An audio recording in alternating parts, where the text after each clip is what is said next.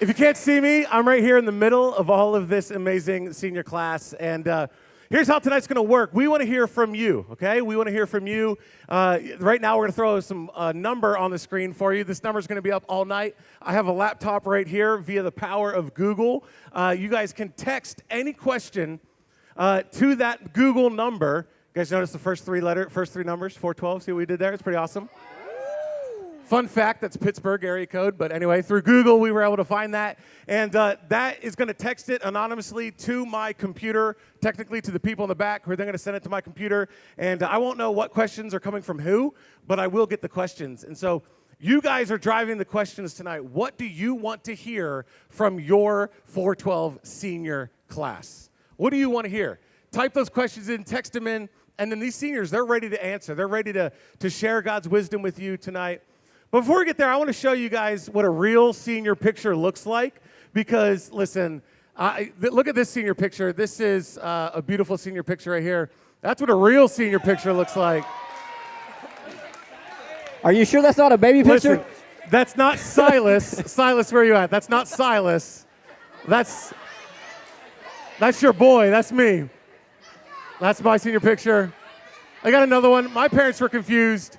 They thought I was James Bond, not James Banks. That does look like Silas. And then listen. I knew I wanted to be a pastor even when I was a teenager. Check out this senior picture. Listen, that's it right there.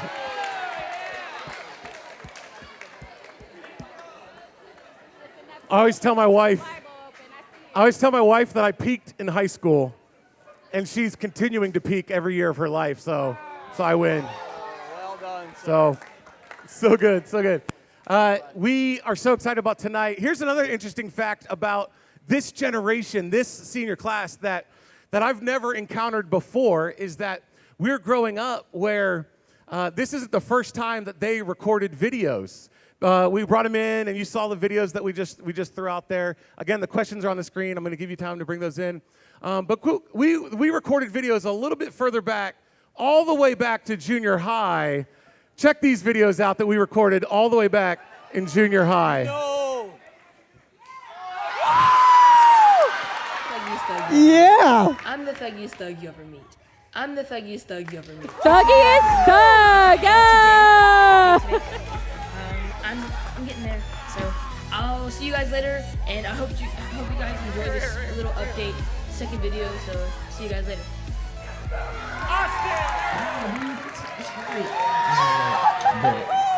So we were just, catching our Pokemans, and one of the lights turned off. I don't know how fast I ran, but it was, and I was like, God. Dude, I don't know what I was doing. I was like, I want to go home. Oh, my mama. We went Pokemon hunting because we're trendsetters, okay? Gang. Hey!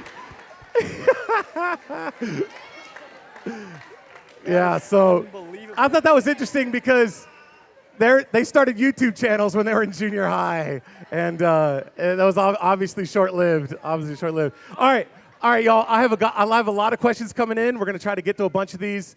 So the first question I have for you, senior class, is this: who were some of the most influential people in your life at 412?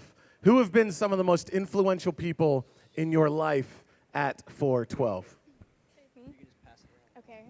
The most influential people in my life at 412 are definitely Jen Lewis over here, my small group leader, and Stephanie, and Tara, of course. Tara, I love her, and my whole intern class, and Jimmy and Carly, of course, because they poured into me for almost a whole year now, and I can't thank them enough for that. I'm going to piggyback off of what Faith said.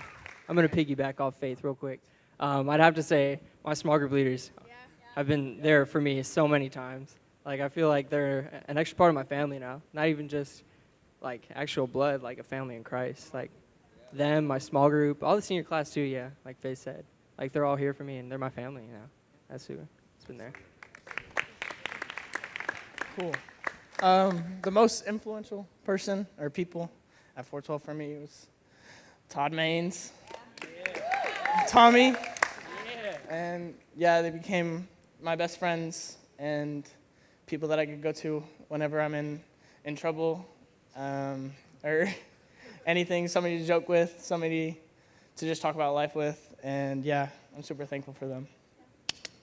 Okay, I'm gonna go. Definitely Jen and Stephanie. I feel like I could text them anytime I need to if I'm in trouble or I'm not, or I just like need a friend.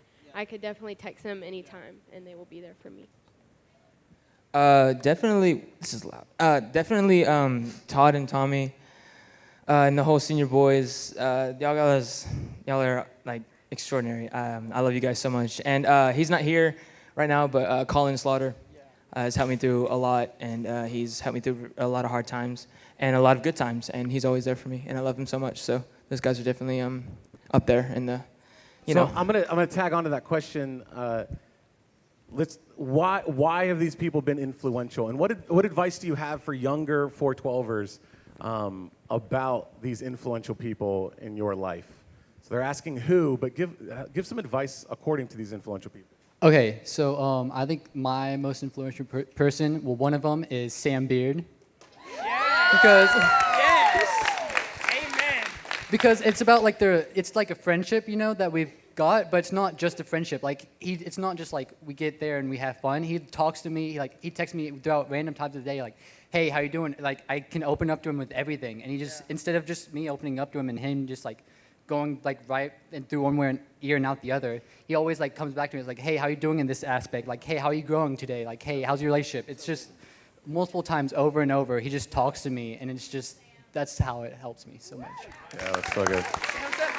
All right, we'll do Gabby, and then we'll move on. But Gabby, go ahead and finish this one out. I have many people who have influenced me here, but one of the main ones has been Jen. I just encourage y'all to be vulnerable with your small group leaders and open up. Yeah, it makes things so much easier when you're opening up to, like, when you're helping people with their problems too. Like, you're easy to be vulnerable and share your story. That's so good. That's so good. All right, I got another question. What is something that you wish you knew before high school? What is something that you wish you knew? So something you know now that you wish you knew before high school. So before high school, I went to my church, every now and then whenever my parents said it was time to go.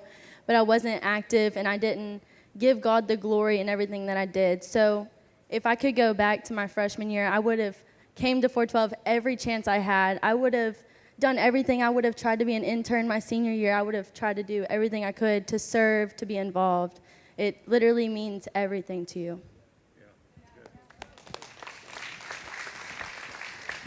Something that I wish I would have known before I started high school would be that you don't have to be perfect or anything. And whenever you make mistakes, it's okay because your life is grace-filled, like by God, and it's just great.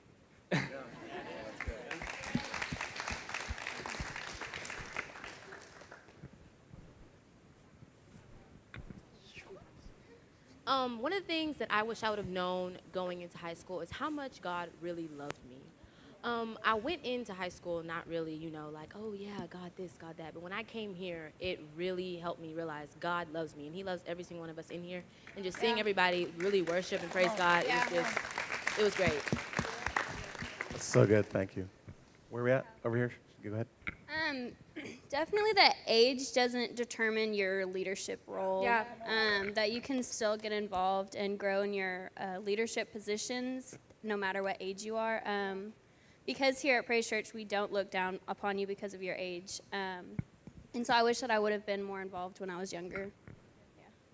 That's awesome. Thank you so much. That's so good. All right, I got a fresh question here. This is very practical, and I like this question a lot, honestly. How do you make time for 412? How do you make time for 412? Anybody have any good thoughts on that one? I had to learn to let go of a few things. I have been dancing ever since I was young, and so this year I decided to not take 2 or 3 of my classes at my home dance studio. So I had to give up like a bunch of dances that I would have been in recital to come here, and it has been the best decision I've ever made. Yeah, that's so good. Taylor, actually, hold on to that mic for a second. So you didn't give up dance completely, No. but you just scaled it back a little bit Yes. to make room for 412 because it was a priority. I still am going to be in like 5 or 6 dances at my recital this year, and so yeah, I made time. And I think that helps people know that like it's a balance, right? It's not well, if I can only do dance and not 412, or I can only do 412 and I can't do dance. And many of us have been involved in football or whatever it is in your extracurriculars, but it's possible to do both, which is really cool. And I also learned that way that by coming here and redirecting God into my dancing career and being able to dance for Him instead of for myself. That's really good. Yeah, that's really good.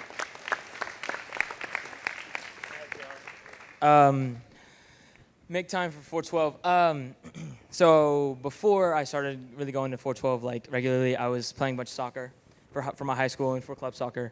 And I actually, instead of like doing both, I actually fully quit soccer for like specifically internship. As you didn't know, I'm an intern for 412. Shout out interns, we love you guys. And so that was a big task. It was a really, really, really big decision that I had to make because I was in love with soccer and I wanted to pursue it and all that stuff. And it took me a long time to actually like decide that I wanted to be an intern, that I wanted to be involved in 412. And deciding to quit soccer was probably one of the hardest, but one of the best decisions I've ever made to actually come to 412 and stuff. So that's how I made time for 412.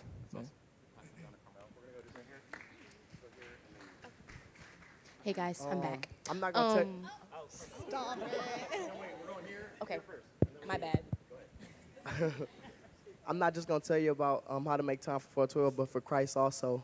Me, I'm involved in every sport known to mankind, y'all. I'm not even gonna lie to you. But yeah, I started to realize as I got older that I have to make sacrifices in this life. It's only temporary. So He made sacrifices for us to die on that cross. So we should be able to make sacrifices for Him.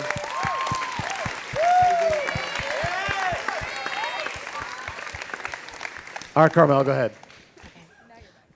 What I would say, making time, I started really looking into what was really growing me and what was kind of stopping me.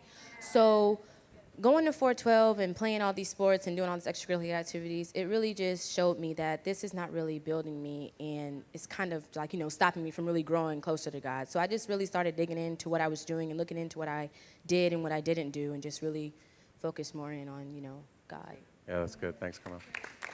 So before coming to 412, I was kind of like happy-go-lucky. I just kind of studied whenever. I'm not very involved in sports, but I am really involved in school. So I do spend a lot of time studying, and that was a really hard thing for me, was to give up the possibility of college for God, but it didn't actually come to that. I made room for God and became really active here, and through that I realized that I was on my phone way too much. I was on it 7 hours a day, some days. And so cutting that out, now I have time to study and do God. My grades are just as high or higher as before, and I got into the college that I wanted to. So Let's go. God opens That's doors. so good. Yeah, and y'all, those are some phenomenal answers. This is some good wisdom. Y'all enjoying this so far? Like, this is good wisdom. And maturity really is just, they've experienced it. And as you, there's lots of great questions coming in. Keep asking good questions as you hear it. Ask more questions. And just, you get to learn from their mistakes. One of my favorite things is, I'm a second-born child. Anybody else have an older brother or sister? How many know that you learn from their mistakes, right? They made mistakes, and you're like, ooh, I ain't doing that, right? So this is good. This is wisdom. So speaking about mistakes, what is the biggest thing that you regret not doing in your time in high school? What is the biggest thing you regret not doing? You're looking back on it now and you're saying, well, I wish I would have. So right here in the front row, go ahead. Sorry, I'm nervous. I don't know. So I'm being vulnerable because it's a good thing. I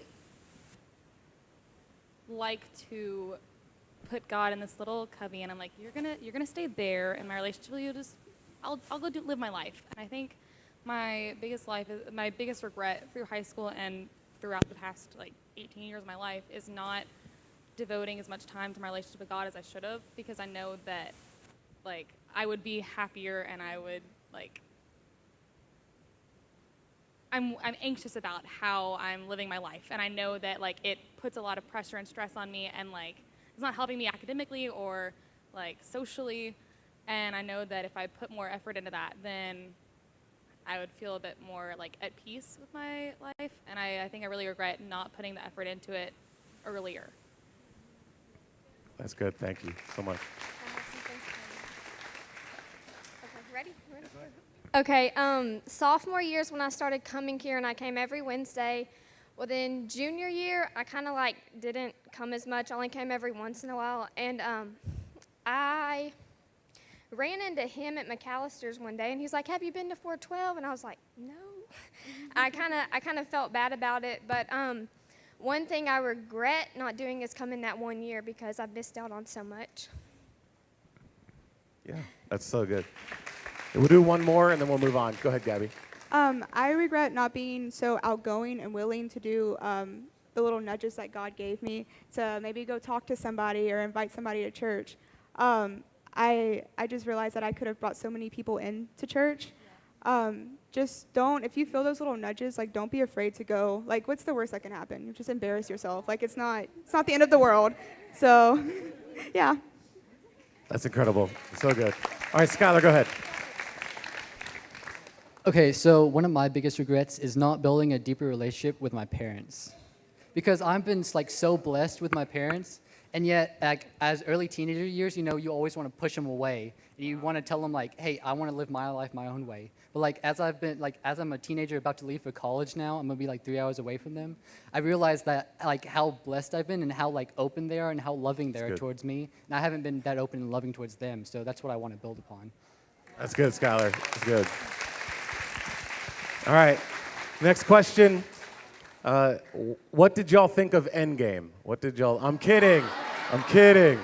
It's a true question. That came in. I ain't lying. That's a real question. No spoilers. It is a question. It's right here. It's been 2 weeks. The spoiler ban's been lifted. All right. Just kidding. I'm just saying. I got the body of Thor. That's all I'm saying. All right, here's a good question, seniors. I really like this one. Describe the moment for you when 412 switched from being a social scene to the family of God in your heart. It was definitely whenever I went to, it was our first, or actually the second week that I came, and it was my small group, because I recently went through a huge heartbreak, my first heartbreak that actually really affected me, and whenever we were just talking about it freely, I just felt that tug in my heart, just talk to him, just tell him how you feel. And right at that moment, I just told him everything. And I told him exactly how I felt, and it really just felt like we all connected in that room that night. So the senior girls, y'all are y'all in my heart. Yeah, that's amazing. That's amazing. Where are we at? All right, For me, it happened my junior year last year. Before then, I was always in and out of I'm for this, but then I would do put God in His little place and let me live my life, but in 412 at least, and cause I was going for the wrong reasons, I was going to see this cute girl, or I was going to hang out with my friends, or however it was, but when it really became not a social club for me was if you guys didn't see the 412 Instagram story when I talked about my experience with Ty, and I want to tell you guys that for those that you didn't hear it. His senior night, which was last year, he's here, by the way. That's why I keep looking right there. We love Ty so much. He shared something. He asked a question. I don't remember what the question was, but he said, it was this question? Really? That's crazy. That's awesome. Well, he said, it got to a point where it wasn't that he saw that it wasn't a dead God for him, that it was an alive God. And I'd never heard anything that at all until then.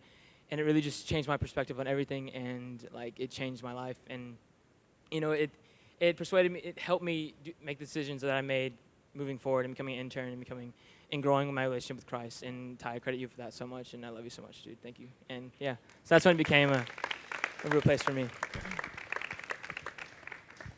Scott? Okay, so I've been going for 6 years, and so I made quite a few friends through this, But the thing is that like what it became from social to like more godly is when I went through like my hardest times in life.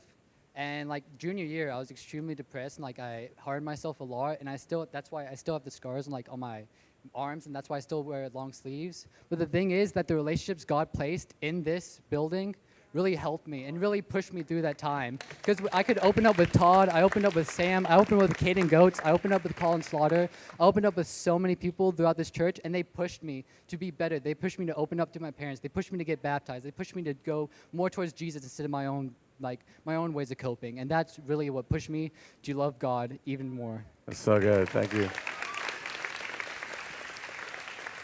All right, we got another question. So this is a great question as well. Have you ever questioned your faith? And come on, let's spread the love. If someone hasn't shared yet, let's spread some love here. Let's get Cannon in the front row there. Go ahead, yeah. Okay, so recently I just got baptized, and I know. And so basically what I was thinking is, yeah, I'm baptized, like I'm a new person, go me, whatever. But that's so wrong. That's so wrong. Literally got baptized and walked out of here, and the devil was like on my back, trying to like murder me, basically. And so, so that was a really like a big trial in my life, because I just got baptized. I was like, wow, why am I doing all these harmful things? But then I was like, this is you, Cambry. Like, you have the choice to say no. Like, God just showed you a whole new life, a whole new world, and this is your time to shine. So ever since then, it's just been a great journey. That's good. Cannon in the front row. Have you ever questioned your faith? I have never used a mic before. I don't know how this is going. Is this good? Okay. So growing up, I was a missionary. Shut up, Tommy. So growing up, I was a missionary kid, and so traveled around a lot, and I didn't really have that many friends because people were constantly being like torn out of my life and stuff. So that was really hard for me, especially like from when I was like 12 through 16. That was one of the main things of why I was depressed for that long, and like never having any long-term friends except for a lot of people who were younger than me. But I didn't have anyone my age that I could talk to, and so I came back here in December, started coming to 412, I think in January, and I started coming as a social event just to make friends because I didn't know anybody here. But then I think it was at winter retreat, and when our small group was just like so vulnerable with each other, and it was like I finally found like friends that are here where I am and I can talk to, and I have family and stuff.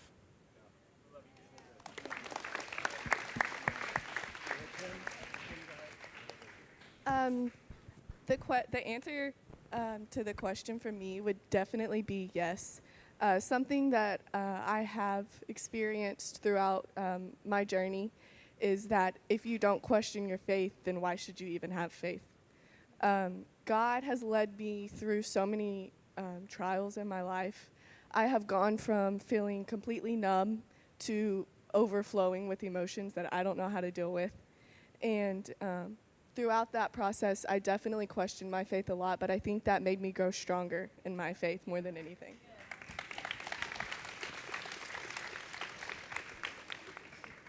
So there have definitely been times in my life where I have questioned my faith, because throughout high school there have been times where I've like felt really alone.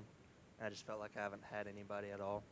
But then I would come here and I would talk to Todd, and he would remind me that I'm never alone. Yeah. God is always there for me when I need him, and especially these guys in my small group are always there for me when I need him, and so is Todd. And if I were to say anything to the younger kids, is you're never alone, and you never will be. God's always there for you, and so are these guys. So good. All right, go ahead. Front row, Peyton. Okay, can y'all hear it? Okay, sorry. I've never used one either, but I have absolutely questioned my faith my whole life, because when I was little or younger, I didn't grow up going to church. Like, my dad is religious, but he doesn't really, it's not something that we talk about. And my mom is not religious. Like, she's atheist, and that's just my mom. So when I was younger, I would only go to church on Easter with, like, my aunt and uncle, or if my friends would invite me. And their churches, I don't even know what kind they were, but, like, I could not understand anything because there wasn't, like, we didn't go to the little kid area. Like, we stayed with the adults. And so I didn't understand it. And me not understanding it was just like, okay. And then, so throughout the years, I never really had much to go by when talking about God. Or, like, I had an idea, and then I didn't. And it was just off and on. But in middle school, I got invited here, and I started going, but it was more of as a social way because she brought me, and she came to be social. And so I was looking at that, and I was like, all right. And then I met people, and I had a small group, and these people loved me. And I love everybody in my group, and Jen, and Stephanie, and Tara, and Jimmy, and Todd. They're all amazing. But last year was really the year for me that made it so prominent, that made God so prominent in my life, because I went through the hardest time of my life last year and was questioning my worth and so many other things. But Tara and Jimmy and Jen and God and Todd, yeah. Todd and Todd, all right. I'll take that grouping all day. But, so yeah, and like That's so Kim good. said, I think it's completely normal to question your faith because there's always going to be rocks thrown at you that you're not going to think that you're going to heal from, but you've got to let yourself turn to God because Yeah. if you don't, you That's so won't good. heal from it. Yeah, that's so good. Thank you. That's so good. All right, we'll do one more, and then we're going to move on right here. Y'all probably like, golly, he got the mic again. No, I'm just kidding. But yeah, totally honest. Like, I haven't questioned my faith. I grew up in church, but honestly, like, whoever asked the question, and younger guys and older people out there, if you question your faith, it's nothing wrong with it. Because I'm not gonna sit up here and say I'm perfect, because I'm a sinner. We're all sinners. But yeah, I just want to say that God will give us trials and tribulations in our life. He gives his battles to his strongest soldiers. And I just want y'all to know that lean on your brothers and sisters in Christ, the guy around you. Like, just always remember he's going to be there for you. Just keep pushing through and have faith in him. And whatever happens, he's going to be always there for you. Yeah, that's so good. That's good, man. All right. We pre-recorded a couple more videos, so this is a serious video. No more surprises, y'all, I promise. But go ahead and check out the screens. The biggest thing 412 has taught me is that the people are the church, not the building. It is our job to go out into the community and spread our love of Jesus to people that are not believers but soon will be, because we are broadcasting our love of Christ actively. One of the biggest things 412 has taught me so far is that I shouldn't just rely on support from my friends and social media and other sources that just seek to make me feel good about the things I did wrong. I should really look for support from God's family. The biggest thing that 412 has taught me was probably the sense of family and unity that it brings. Just the place that I was in personally whenever I first started coming to 412. It just shows me the opportunity and just God's grace of how it has brought me from where I was to where I am now. I grew up in church, so about like right before I started coming to Praise, which is like 2014, 2015, I think, I was pretty much like absent in all services because I thought like, whatever, I've been coming to church my whole life. I know pretty much all the Bible stories. Like, they can't teach me anything new. But after coming here, I realized that you're never really done learning. No matter how much you do know, God's always got something new for you. The biggest thing that 412 has taught me is that I'm never alone. No matter how many times I thought I was struggling and nobody else could relate, or the fact that I was just by myself, God put somebody else in my life. Whether it was my small group leaders, my friends, he made them like family to me. It's not awkward to love Jesus, and that changed my whole perspective on everything and how I live, that I'm more confident when I say I love Jesus, and when I just how I live my life in general is that it's not awkward, it's awesome, in words of Aaron Long. Is that God moves in the small details and in the things we don't notice. 412 has taught me that I also have a family here at church, not just at home. Because of Jesus, we are family. Yeah. Yeah. So good. So good. All right. So, what will you miss most about 412 now that you're graduating? What? You go, Jonah, over there. Probably our small group discussions after the message. That the senior guys, if anybody, like I know a couple people in here have like sat in on them. If y'all have ever sat in, like the things we talk about, like, and just how deep into it we get, it's awesome. Like, I don't really know how to explain it. You'd have to actually like join us in small group. But yeah, that'd probably be my favorite. That's really good. Avery? Yeah, to piggyback on what Jonah said, 100%, the small groups. If anyone knows, senior girls never make it down to the ending ceremony thing because we're always talking, and we stay talking until they basically kick us out because we have the best conversations in there. I'm going to miss these friendships so much, but I also know that with us not talking every week, they're not going to go anywhere. We're still going to be in contact until we all have little babies that go to churches somewhere else. Oh, that's so cute.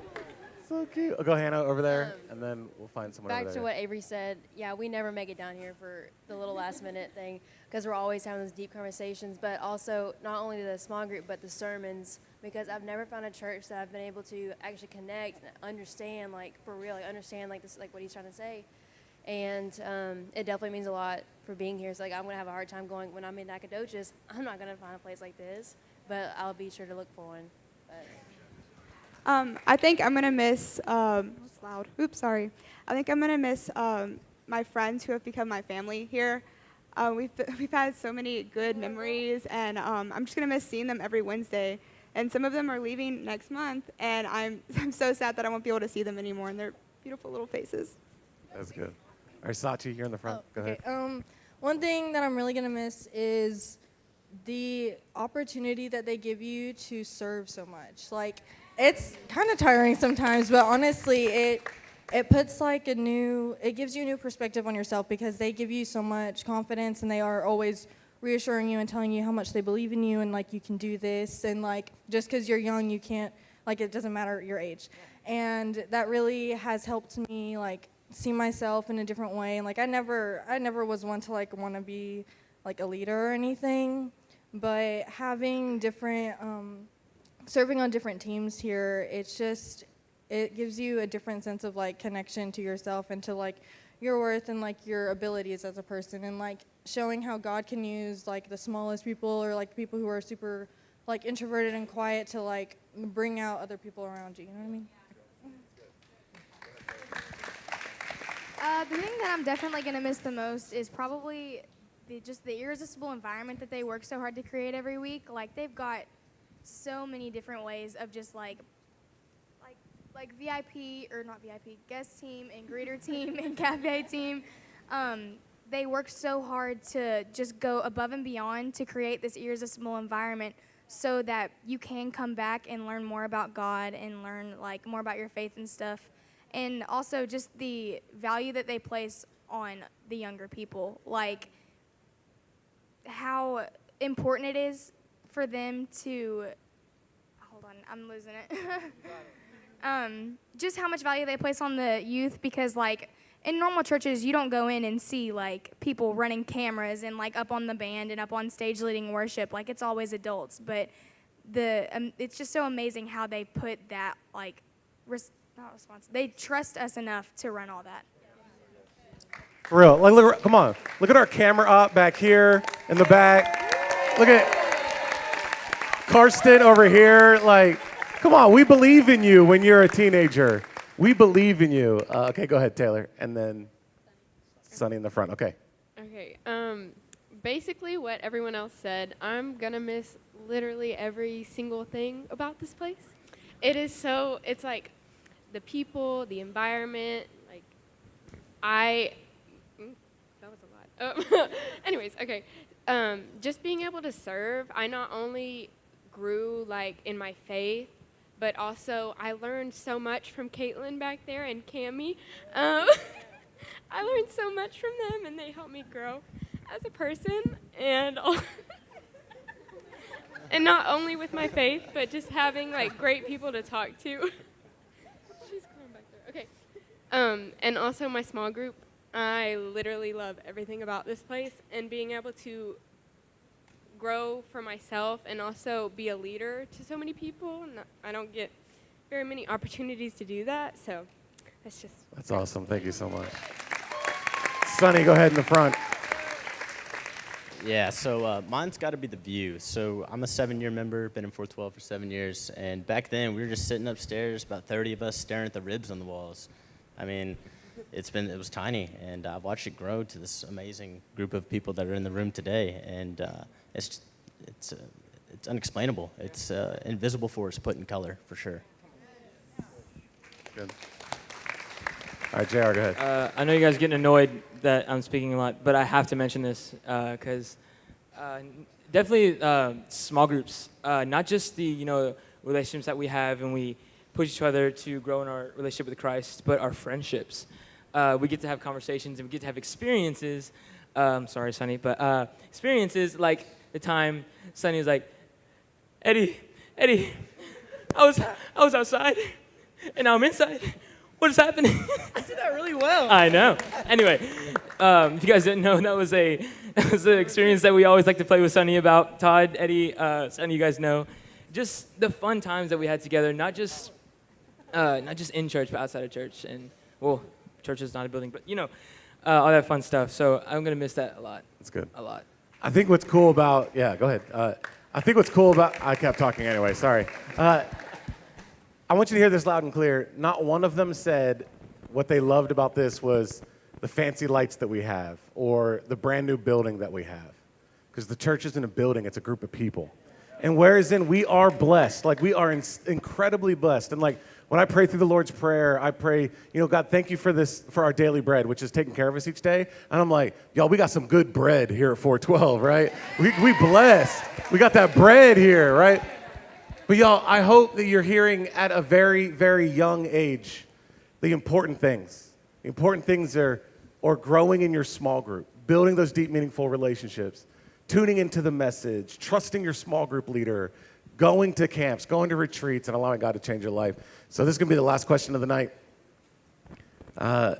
Describe the moment that you turned your life over to Jesus. Does anybody want to do that? Anybody want to describe the moment they turned their life over to Jesus? Somebody have it? Okay. So the moment I knew, this is it. Okay, wait. First, let me say, whenever I first started coming to 412, the main person I looked up to was Faith because I was like, dang, she knows God. How will I ever know God as much as Faith knows God? And so, I was like, yeah, I'm never going to get there. But I was so wrong, so wrong. So this year at Winter Retreat,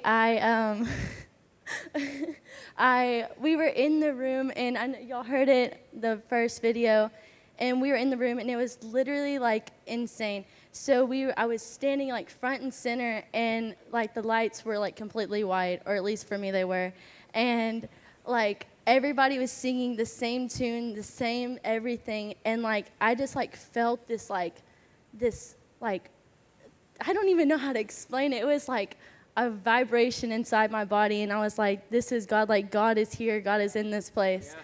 And so I went and talked to Jen and Steph afterwards, and I was like, y'all, this is crazy. I don't know if I was having a seizure or if I really felt God. And they're like, no, honey, this is it. You have done it.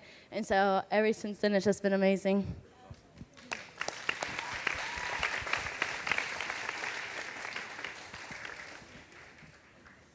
I've been going to church my whole life, but like I said in the video, I always kind of just sat through services and endured it because my parents made me go.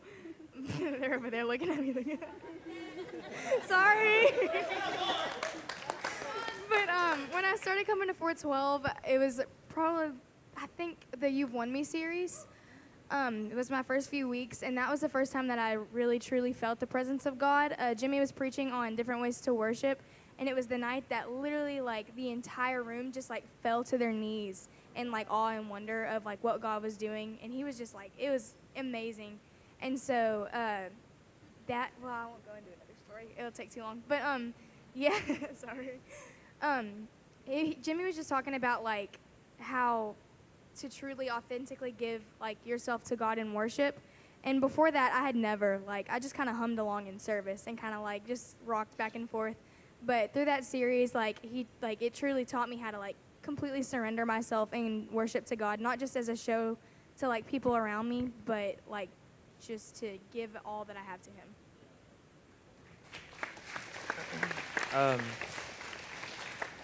For me, I wanted to share this with you guys because, I want you guys to know that you don't have to have this like extravagant moment to, dedicate your life. For me, I didn't have, a big moment like, this is my coin drop moment. I know this is it. I feel it. It was a process for me. Going to 412 a lot. Continually going to 412. Thank you so much.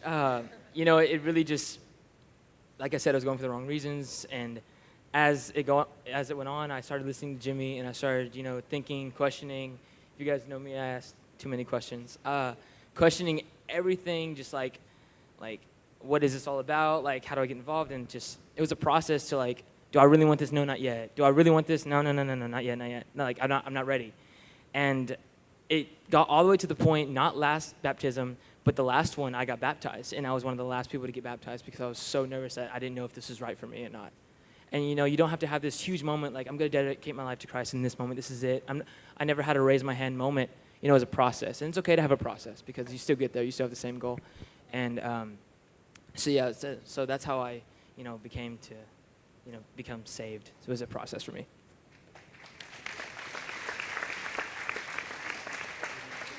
Oh, okay. I'm sorry I'm talking. Is somebody else want to go before me? Am I good? Okay, sorry. Well, it's a whole new story. Okay. Sorry. Okay. I started coming to 412 like my freshman year, and I always remember looking up to like all the seniors and thinking like, oh my gosh, they're like amazing. Their leadership is just like absolutely crazy, and thinking like I could never do that. Like maybe one day when I'm a senior myself, or like, but like right now, no, I could never. And that was one of my biggest mistakes, because you're here, like you get the opportunity and the blessing to be in a place that literally, like, their main goal is to not look down on you because you're young. Like, they're placing value on you no matter what age you are. And I never saw that. I was too busy looking down on myself. Like, while all the people around me were, like, speaking life into me and believing in me, I was too busy thinking to myself, you could never do it. Like, it doesn't matter. Like, you're not good enough to do this. You're not good enough to be on the worship team or be out there, like, leading VIP or whatever. But I think it was like my end of junior year, beginning of senior year was when I really like decided to step out and let God use me. And like it didn't matter like how scared I was, or what I thought, if I was good enough or not, because God doesn't call the equipped, He equips the called. And so that was the biggest thing for me, is when I finally stepped out and was like, okay, God, like use me. It doesn't matter what I feel or how scared I am. Like I want to be used for your glory. So whenever I first got baptized, when I look back on it now, I don't even know what age I was. It was around between 6 to 8. Like I didn't really know. I was kind of going to church just because like it felt like I needed to be going, and I just grew up like that's what I did, and I just kind of went with it, and I got baptized just because that's what you did. And as I went on, I was like 14 or 15, and I was at summer at church camp. It was a different church at the time. And I was just feeling that tug in my heart. I was like, this is what I've been like easing up to. This is what I think I need to go talk to my pastor about it. And that night I rededicated my life, and ever since then I've made sure that everything that I've done and every like day that I've lived is in His name. Like of every action that I've done is like in God's name. Yeah. And then like this is my first year here. Like I started going in August like last year, and it's been one of the best decisions I've made.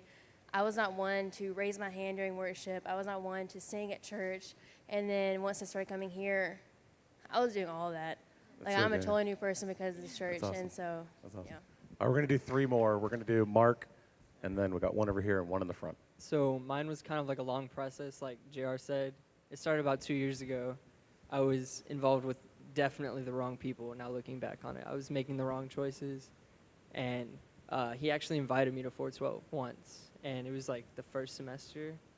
And I came, and Jimmy preached an awesome sermon. I was like, oh my goodness, this is where I need to be. And I raised my hand. He called people up to the stage if they gave their life to Christ. I was like, yeah, this is what I'm doing. And I went out there, I talked to Todd. He said, man, I'm so excited to have you here. It's going to be great. And then I went home. I told my whole family about it. And then the next week, I didn't go back. Do I know why I didn't go back? Yeah, it's because I was not doing the things that I said I promised myself to do. So it took me about another year. But within that next year, my grandma, I lived with my grandma and my grandpa, and my grandma went to the hospital, my grandpa went to the hospital, and my mother went to the hospital. It was a really tough time. And I thought, I gave my life to Christ. What's happening? And I was never one to pray, so I said, why not? We'll give it a shot. And I prayed, for 5 minutes, just talking, why is this happening to me? Are you here? And I said, I submit my life to you. This is what needs to happen. Please save my family. And one by one, my grandma and my grandpa were out of the hospital. It was insane. I didn't think that things just from a prayer could affect your real life. That's right. And that next year, this year actually, whenever 412 started back up again, I came immediately. And I started building those relationships with my friends. And I knew this is where I needed to be. The first time they did baptisms, I was here. I was ready. I was one of the first people to sign up. And that long process, it really hit my heart. And this year, I know that I submit my life to Christ, and this is where I'm supposed to be with my family.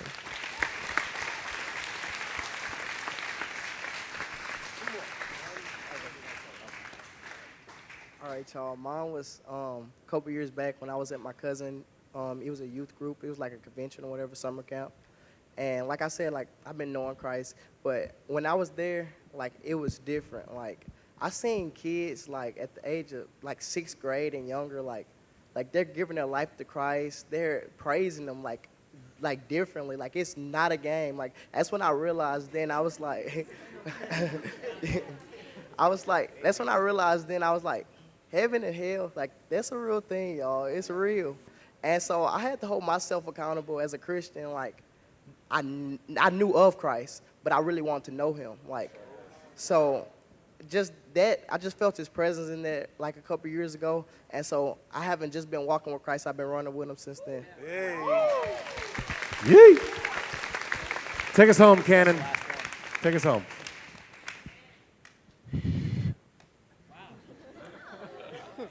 Okay, is this good? Testing. Okay, so my life-changing moment, so I grew up a missionary kid, so it was like being in church. I wasn't in church, but it was like being in church, kind of. So I knew about God, but I never really pursued a relationship with him for myself because I was like, well, I don't know why I didn't. I was stupid, that's why. But, so we were in Cape Town, South Africa at the church we go to there, and they announced a youth camp. And I was like, I've never been to a camp before. I want to go to that. My parents were like, okay. So I went to this camp, was just chilling, hanging out, not going to lie, hanging out with pretty girls. That was Cannon, BC.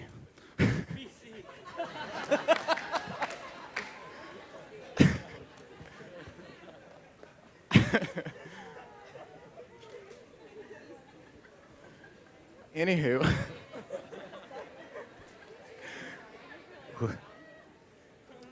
I did not mean to say that. Anywho. So they had this worship night one night, and there's this guy who his main gifting is prophetic worship and singing over people. And it was it was a crowd like this, and I don't know how long we were in there worshiping, 5 hours. It was ridiculous. In Africa, we don't pay attention to time. So,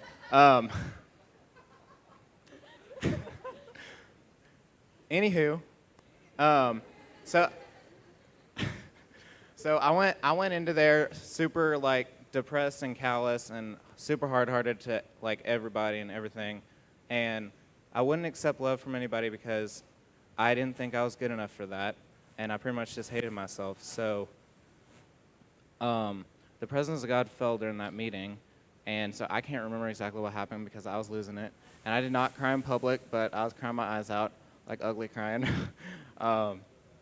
because in the presence of God, there's freedom and love and joy and peace like you've never. Yeah, that's so good. You've never known. I don't know. It's good. And ever since then, it's been a process. That was like 2 years ago. That was 2 years ago. And ever since then, it's been a process. And I still have issues asking any of my friends, but I've grown so much since then. And I will say one other thing. I've been to multiple churches all over the world, and I've never felt so much at home as right here. Yeah. That's so good. That's it. We're gonna wrap it up right there. Can y'all show some love to the senior class 2019 seniors? And y'all,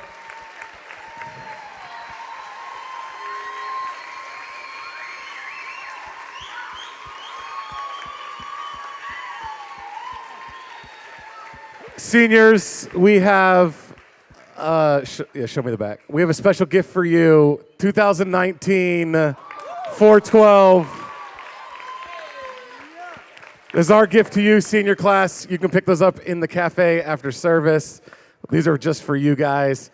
We have one more video, and then we're going to go into some worship. But as we go to the video, will you guys show some love to our 412 seniors one last time?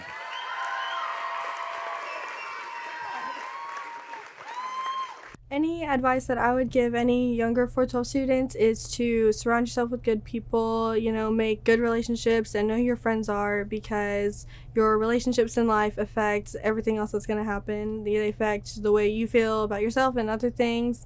And as Jimmy and other people say, show me your friends and I'll show you your future. That's something that stuck with me for ever since I heard it, and it'll always stay with me. So. Some advice that I give the younger 412 students is to be honest and vulnerable about what you go through, because the fact of the matter is that God already knows it all and he loves you anyway, and his grace is sufficient for you in all things. Also, he's given you an amazing family to be there for you and help you through it and to pray for you. The advice that I would give a younger 412 student is not to wait to get involved in church and not to wait to get involved in serving and growing with your friends, because I made that mistake when I was younger and I regret it forever to this day. And now that I'm in it, I've grown so much as a person and so much with my friends and family that it's just changed my life forever. So do not wait. Be intentional in small groups, because I know for me personally, my small group has done so much in my life and has become a group of brothers to me. If I could give any advice to a younger 412 student, it would be to jump in there as soon as possible, to value your small group, to give it all you've got, because the time doesn't last forever.